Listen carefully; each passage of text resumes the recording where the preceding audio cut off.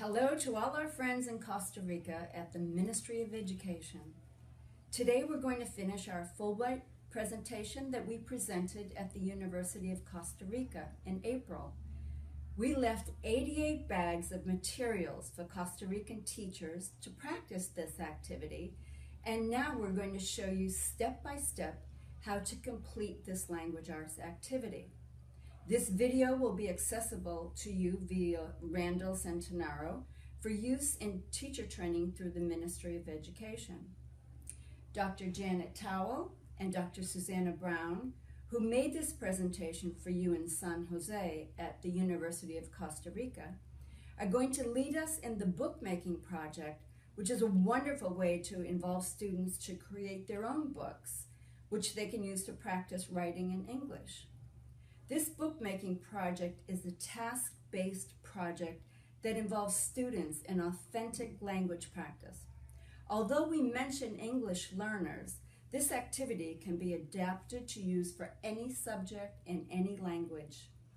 The rest of us will act as students while Drs. Towell and Brown show us what to do. I would also like to introduce you to those we have with her today. Dr. Ian Musgrove is filming for us. I'm Dr. Ailina Risa, and you might remember me from inviting you to the University of Costa Rica.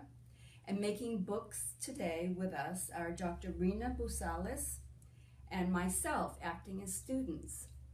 Thank you so much for watching our video.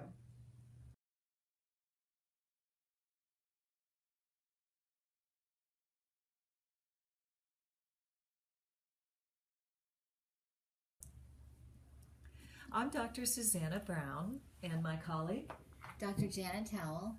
And today we're going to talk with our colleagues, Dr. Ariza and Dr. Basales and Dr. Musgrove, about the packets that you have. You've already received them. We left them in San Jose. And in that packet, you should have 2 pieces of cardboard that have masking tape binding. Inside are blank white pages that we already stitched together for you, and 2 pieces of decorative paper. It could be any type or style of decorative paper, any colors as well. So this is the supplies that we left for you, but you'll also need to have some type of glue. We prefer to use glue stick, but you can use any type of glue, and also a pair of scissors so that you can trim some edges if you like.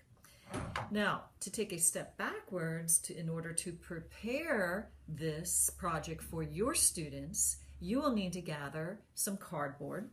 And I have some scrap pieces of cardboard that came from the trash. This is packaging from a cardboard box. You could use cereal boxes or any type of cardboard packaging. You could have your students bring those into your classes and cut them to size. You can make this book any size that you like. So I have some sample there. You'll also need some tape. I use regular masking tape, but any tape will work. We also will show and demonstrate 2 different ways of stitching today. So we have some extra white paper. Again, you can use any color or any piece of paper will work. Scrap paper works great. And I just took some scrap string. For younger students, we're going to show how to use the hole punch, which basically when you push it into the paper, it creates a nice round hole there. For older students, we're going to demonstrate a stitching technique using a blunt needle and some scrap paper as well. Are there any questions so far? Could you hold up the needle so I can see the size that you need to sew the book together? So any needle, any sewing needle will work and any thread will work, but I, just for sake of filming, I used a bright color so you could see the contrast on the paper. And I've used a needle that has a large eye, and that is because sometimes it's very difficult for students to thread the needle and get the string to go through the hole. So a large eye needle works great. But this needle is not sharp at the end, but if you have needles, and that's the only one that you have that's sharp, those work just fine too. I just prefer a blunt needle for the safety of young students.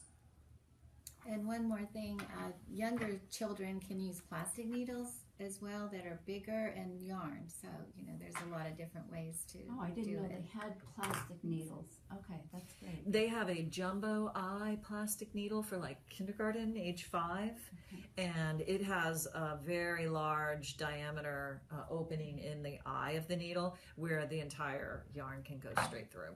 So will you be talking about how to go from making the paper to putting it in the book? Yes, that's the Great. next step. Great. And there's no need for a thimble because it would be very easy. That's why I use a blunt needle because, as you know, our students have a tendency to push extra vigorously, extra hard with a lot of power, and you wouldn't want the child to, push right into their hand and harm themselves. So the thimble is that thing you put It's on a your metal. finger Or to plastic. prevent Puncturing from the needle. poking a hole in your finger. Right, giving you strength. And that's why if they're very young, I recommend using the hole punchers because they would have. I don't know how a child could really work and hurt themselves that. They have to get their finger into there. Okay. So it's very unlikely that they're going to harm themselves with the hole punch. So I prefer to use the hole punch with young students. Now with older students, you can use the push pins to make the holes too, so they're a little smaller. That works as well. And I suppose if the students were not able to manage the hole, then the teacher could make it for them. Absolutely.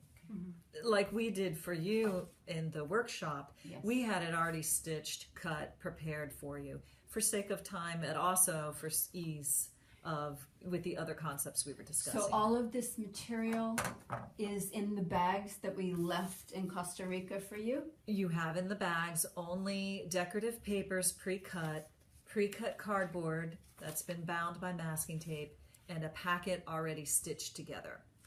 And a couple of crayons in there for young children. You will need to have glue and scissors as well. So now looking at your cardboard, is there a special way that you will take the masking tape and put that together? Yes, I'm going to demonstrate that in the next Excellent. step. Thank you very much.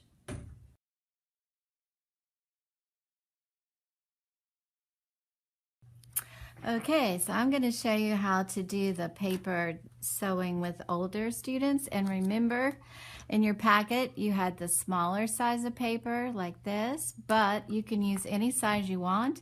The main thing is that the paper should be slightly smaller than your cardboard covers. That's the only thing I would mention on that, but any size is fine. So as you recall, Dr. Brown folded her paper like this first. You want to make sure to crease it pretty well. Then you're going to take, I have the needle, the blunt with the blunt edge here, so I'm going to make holes with the needle first, or you can use a push pin if you want. It doesn't matter, anything's fine. And it's about 1 inch down from the top and also up from the bottom, and then in the middle. So here we'll just estimate, doesn't have to be perfect. Okay, like that. So you have your 3 small holes this time. And I'm going to show you how to do it with the thread on the outside, where you leave the tail on the outside rather than the inside, just to give you a variety. So we're going to start from the middle and pull the thread all the way through. This, and remember, you want to have more thread than you'll need just to have extra in the back. Did you I'm going make to turn a it knot over. at the back? Or No, no you knot? don't. You don't have to, because at the end you're going to tie it together. So you Okay. do want to have a nice tail though, so that it doesn't pull through and All right. mess you up there. That's a good question. Okay, then we're on the front side. We're going to go back through like this. So now we're going to have 2 big stitches on the inside rather than the outside, and 1 long stitch on the outside. Sometimes your thread tends to knot up a little bit. You just keep working with it like that. Then we're going to go back through on the back and make 1 long stitch. Just leave in the tail like that. Okay, and pull it all the way through. This is just embroidery thread, but like we said, even regular sewing thread will work. So there you go. And now you go back through on the other side, down through the middle. And just keep pulling it through like that. On the back, and I didn't leave a very long tail, but it really doesn't matter. You take your scissors and you cut off about the same amount, like that. And then you're going to do the double knot. So you're going to tie it one way and pull it kind of tight, and then the other way. Like that. And there you have it. Any questions? Okay, perfect. No, that's very clear.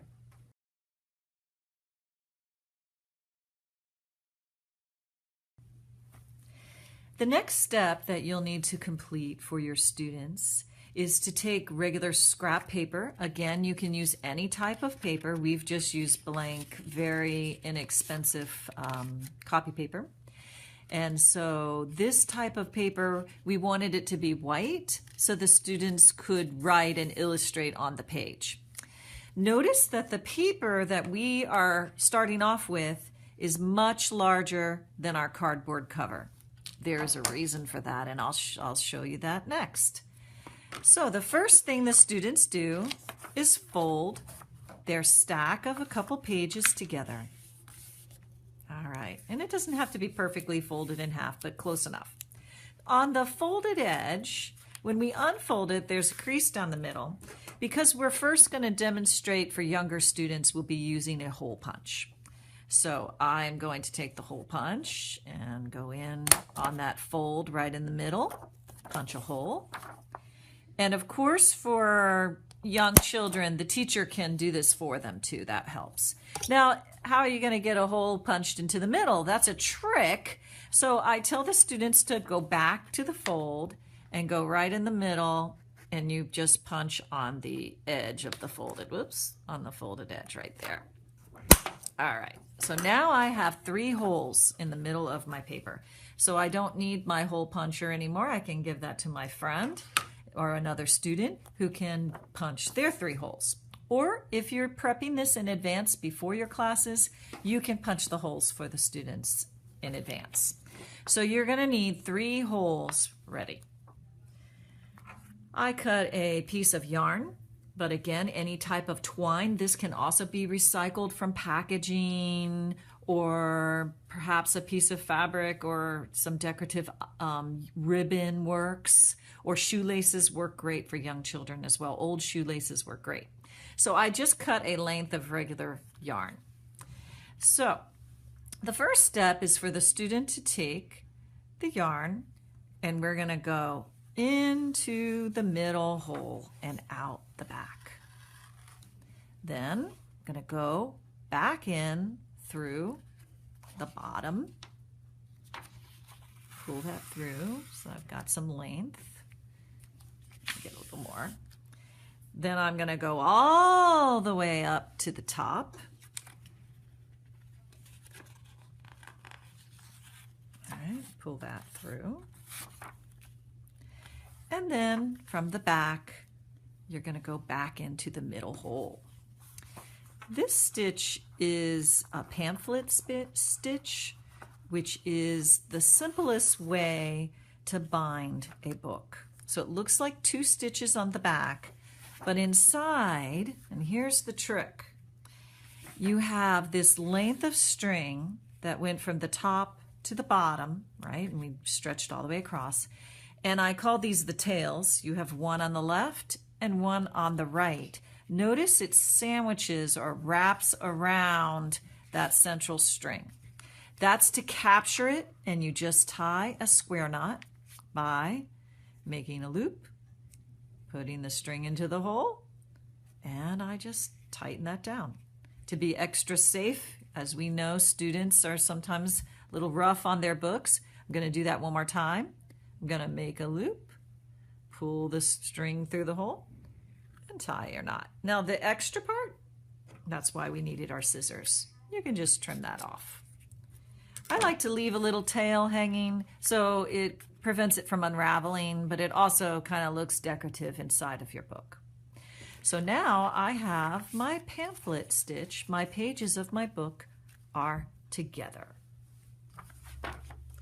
My colleague, Dr. Janet Towle, is going to show you for older students next.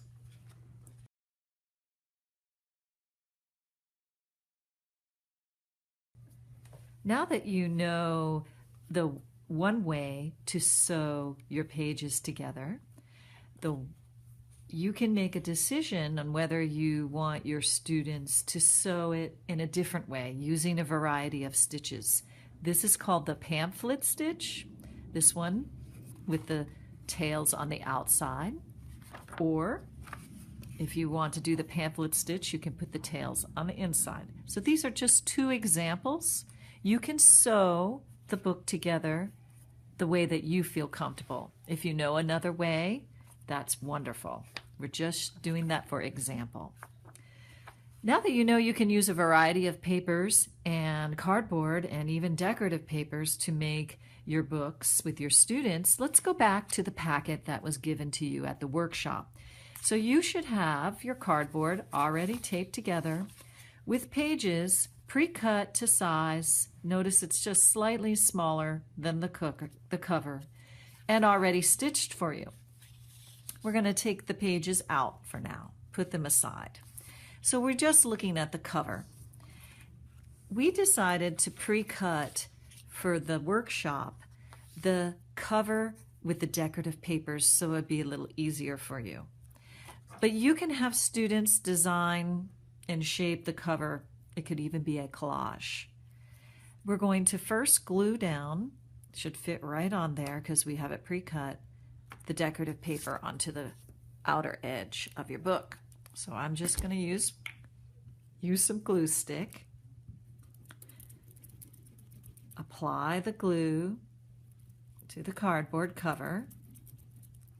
With students, I like to also have them apply the glue on the back of the decorative paper, whether it's a magazine or a piece of newspaper or photographs or something that they designed and painted or drew. Wherever you got the decorative paper to cover over the cardboard. They have more likelihood of adhering or sticking together if you have glue on both sides. Okay, so I just center that on there. So now I have a decorative cover. I'm going to flip to the back and do the same thing.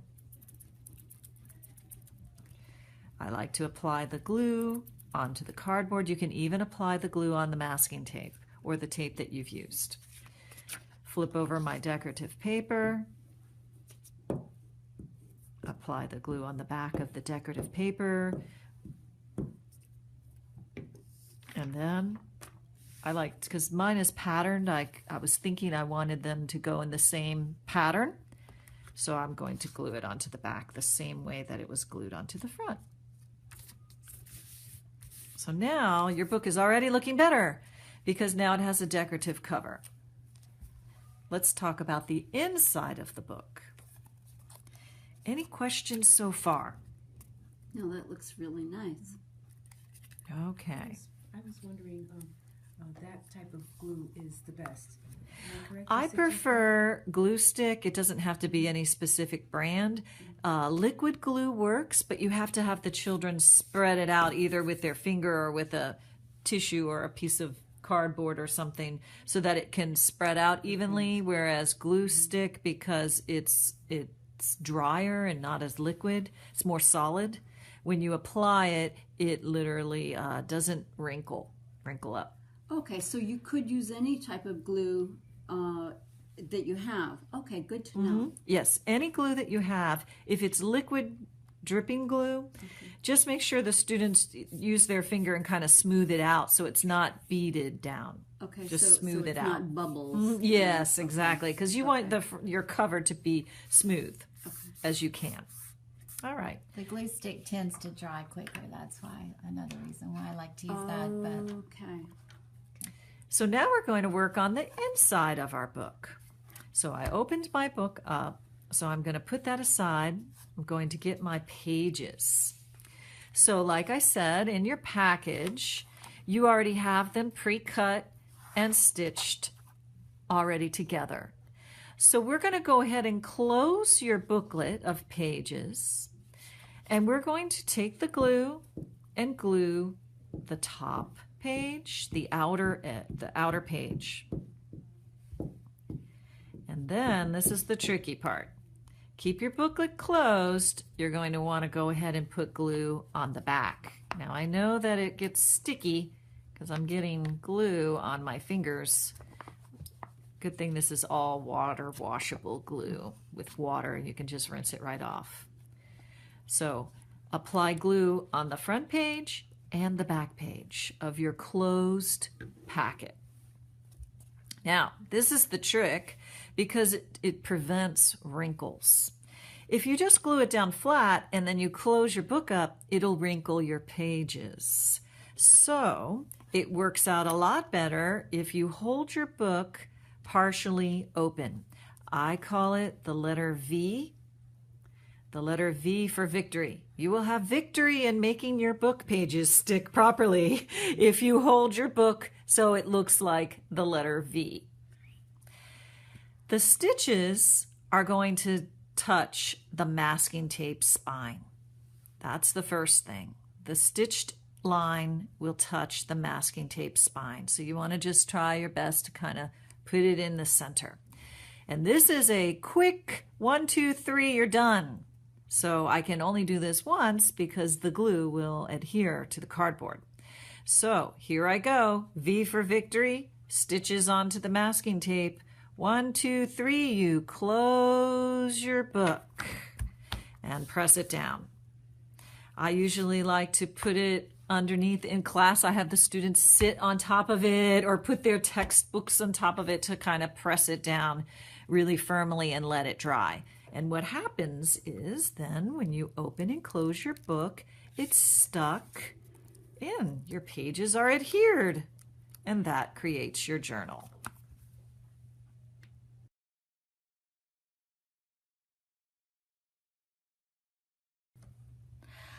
Okay, in your packet, you will have some scraps left over after you have used the decorative paper to make your book covers. So what you can do is open it up. These are called the end pages, and you can just have students glue strips of paper around to make a border or whatever they want to do. And then we also wanted to mention there are a lot of variations to make in this book. Here's an example of another one that was done using paper that was painted, and so inside you can see that it wraps around a little bit, so it's a little different, but there's just lots of ways that you can make these books. It's up to you and your students as to what you want to do. Now we wanted to talk about some ideas for what could go in your book, and of course there's so many possibilities, but during our presentation we mentioned this book called Gathering the Sun, an alphabet in Spanish and English by Alma Florada, and these illustrations are by Simone Silva. So I'm just going to show you an example here, just what the book looks like. This starts off with the Spanish word and then the English, and it's all in poetry.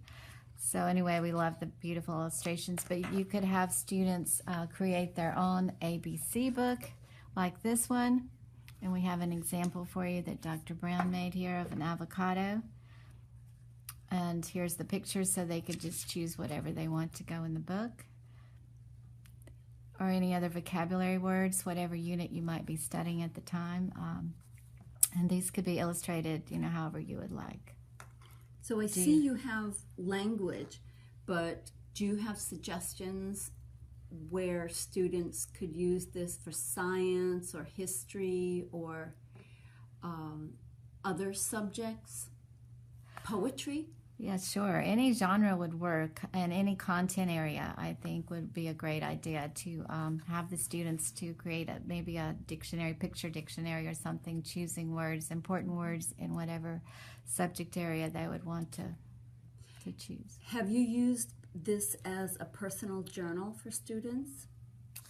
Yes, I have. Students can write their own autobiographies. They can use, photographs or whatever to decorate their books. So they could take photographs, their own photographs, or their family or their lives, and paste them in and write about that as well? Yes, they really enjoy doing that. That works out really well. Perhaps a diary. And then a diary A format diary. would work. Okay. Yes, and as you could see, this one is in Spanish and English. How do you say this in Spanish? Aguacate. Very good. So, anything else? So I guess the sky's the limit with what you could do. One main thing is you could keep it forever. That's the beauty. Yes, it is. And of course, you can put more pages. You know, we just have a sample book with a few pages, but yeah, like we said, you can do this lots of different ways. Well, I guess we'd like to thank you so very much for showing us how to do this, and I hope our friends in Costa Rica, if they have questions, then they can be free to write to any of us, and we hope to be doing this again in the future. Buena suerte. Estamos aquí para servirles. Thank you so much for your attention. We've had a wonderful time doing this for you. Thank you. Thank you.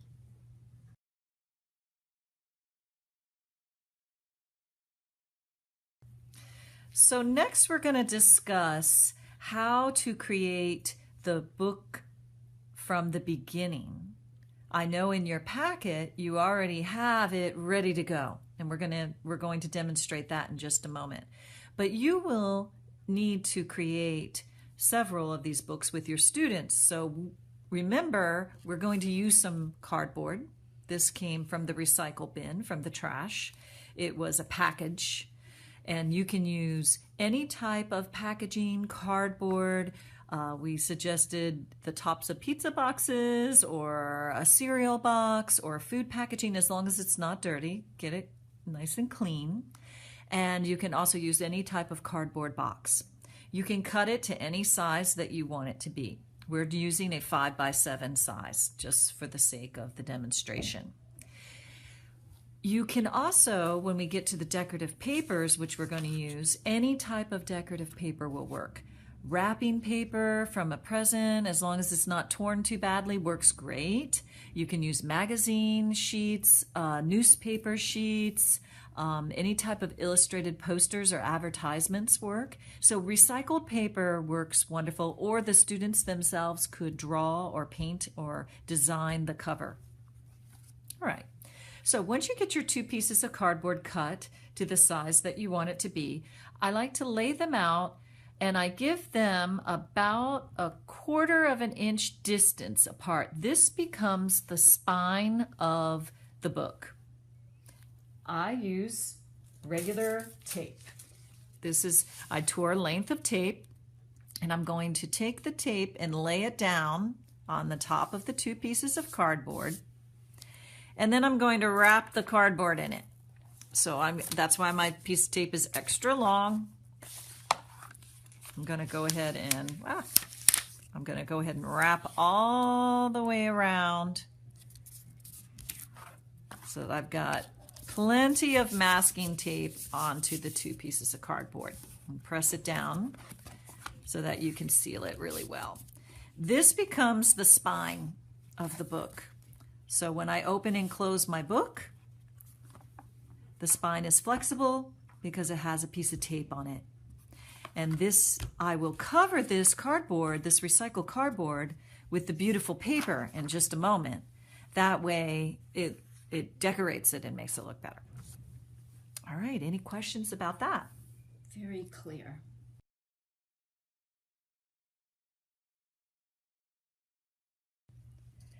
So there are several variations with this project that you could complete. If you have fabric and ribbon, you can use the ribbons to tie around your book, which makes a nice added touch. This book, the decorative cover, is made from a scrap piece of fabric. And then as you open the pages, this one's by Dr. Janet Towell, and you can see it's stitched in there. There's your pamphlet stitch, and so it's all about an ABC book about Florida. So we have angelfish, ballyhoo, crab, dolphin. So she illustrated and wrote the words and collaged them onto the pages. So you can see this variation of stitching with the smaller stitch, where it's you go in a linear pattern and you're going in and out from the back to the front. So again, if you're more comfortable with a different way of stitching, you're more than welcome to do that. The same concept though, where the last page is glued into the cover. So you can see the back as well. And the ribbon is just glued on there and you tie it together. Makes a nice finishing touch. I have some other variations to show you as well. With fabric, this one is without a ribbon. Same idea. The first page is glued into the cover to create the book. And again, a different type of a stitching pattern than what we demonstrated, but if you're more comfortable stitching your pages together in a linear stitch, you can do so. There's another example. Same thing. So you can see any type of scrap fabric works. Even from old clothes, shirts would work. If it's a patterned shirt or a t-shirt and they were no good anymore, you could use the scraps from that to create your own book. And one more. Did you still use a glue stick? Yes, you can still use the glue stick or Elmer's glue. Actually, this is where the liquid glue kind of almost works better if you're using fabric, because it'll come through the into the fibers a little more and adhere a little better. But glue stick works, really any type of glue works. It's just that these are dried, so they had pressure on them to get them to seal and dry together. So again, same process, but using fabric. Same idea, but a different type of stitch into the center. Thank you.